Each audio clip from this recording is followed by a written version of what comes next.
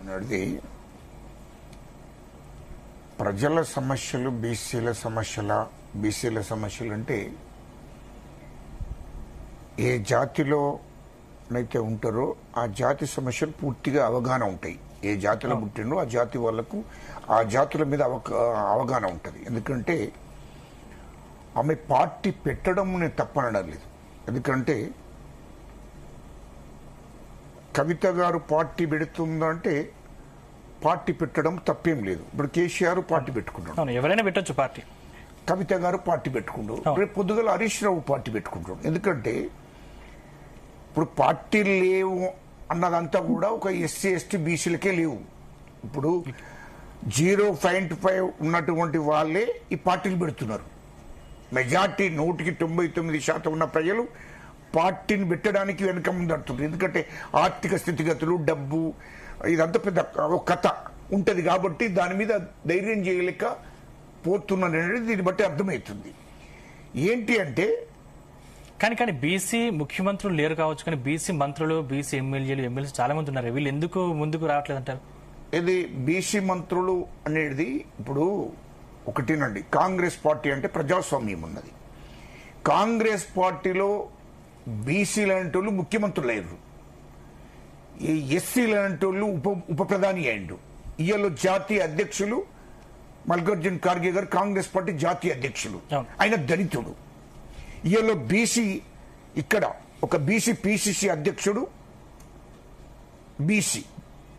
నేను ఒకటి అడుగుతున్నా, కేసీఆర్ గారు ఉన్నారు, దానికి అధ్యక్షుడు. ఒక బీసీని చేయగలుగుతాడా? చెప్పాలి. అది బీసీని చేయగలుగుతాడా? పోనీ వర్కింగ్ ప్రెసిడెంట్ ఉన్నాడు, తండ్రి ప్రెసిడెంట్, కొడుకు వర్కింగ్ ప్రెసిడెంట్. ఎందుకు ఒక బీసీని చేయలేకపోతున్నారు? ఒక ఎస్సీని ఎందుకు చేయలేకపోతున్నాడు? ఇప్పుడు ఇంకో ప్రశ్న కూడా, దళితుడిని ముఖ్యమంత్రి చేస్తున్నాడు, ఎందుకు చేయలేకపోయిండ్రు? అంటే దీనికి జవాబు అనేది ఉండదు. రేపు పొద్దుగాల కూడా ఈమె పార్టీ పెట్టినా ఎవరిని ముఖ్యమంత్రిని చేస్తారని రేపు పొద్దుగాల పార్టీలో ప్రకటించగలుగుతుంది? బీసీని ముఖ్యమంత్రి చేస్తారని చెప్పగలుగుతా? ఎస్సీని చేస్తారని చెప్పగలుగుతా? సందర్భంలో నేను సీఎం అవుతానని చెప్పి అంతే. అంటే నేను సీఎం, నువ్వు సీఎం అవడం కోసం తప్ప ఒక బీసీని చెయ్యాలని, ఒక ఎస్సీని చెయ్యాలని, ఒక ఎస్టీని చెయ్యాలని ఆలోచన అనేది ఎవరికి ఉండదు. అంటే వాళ్ళ ఫ్యామిలీలో ఉండదు అని అంటున్నాను నేను. ఇప్పటి వరకు టీఆర్ఎస్ పార్టీ పెట్టిన నుంచి ఇప్పటి వరకు ఒక బీసీ వర్కింగ్ ప్రెసిడెంట్ లేడు, ఒక ఎస్సీ వర్కింగ్ ప్రెసిడెంట్ లేడు, ఒక బీసీ అధ్యక్షుడు లేడు.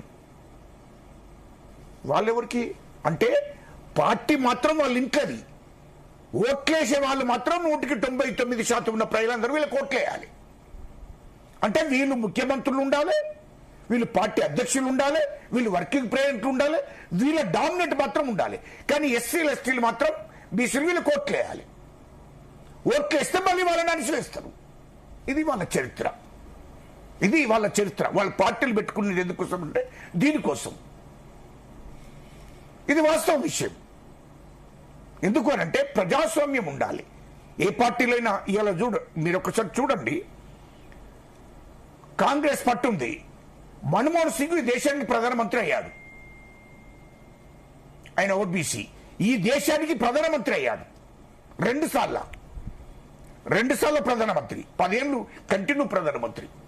అంతకుముందు పివి నరసింహరావు గారు ప్రధానమంత్రి. తేడాలు ఉంటాయి. ఇప్పుడు కాంగ్రెస్ పార్టీ అయినా బీజేపీ అయినా జాతీయ పార్టీలు. ఇప్పుడు అందుకోసం చెప్తున్నా, అంటే మనం ప్రజాస్వామ్య పద్ధతిలో పార్టీలను నడిపియాలంటున్నా. అంటే ఏంటి?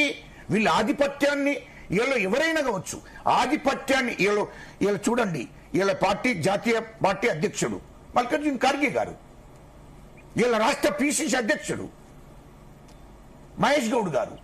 అవి జాతీయ పార్టీలు అనౌన్స్ చేయొచ్చు. ఇప్పుడు టీఆర్ఎస్ పార్టీ అంటే ప్రెసిడెంట్ మీరే ఉంటారు, వర్కింగ్ ప్రెసిడెంట్ మీరే ఉంటారు. జాగృతి పార్టీ మీద నేను ఆయన గురించి కూడా అంటున్నామ్మా. నువ్వు అధ్యక్షులు ఉంటావు, ఇప్పటివరకు ఎందుకు ప్రకటించలేదు అంటున్నామ్మా. నువ్వు జాగృతి అధ్యక్షులైనప్పటికి కూడా ఆయన కూడా ప్రకటిస్తలేదా అంటున్నా. నాకు ఎవరి మీద కాదు, రేపు ఎవరైనా ఆమె కూడా ఆమెనే అధ్యక్షులుగా ప్రకటించుకుంటుంది కదా రేపు. రేపు ఇప్పుడు ఆమె డైరెక్ట్ అన్నది కదా, ముఖ్యమంత్రి నేనే అవుతా అని అన్నది కదా. పార్టీ పెట్టకముందు అంటుంది ఆమె నేనే ముఖ్యమంత్రిని అవుతారని. ఆ విషయమే నేను అంటున్నామా. మేడం ఏం చెప్తారు? నమస్తే అండి సందీప్ గారు.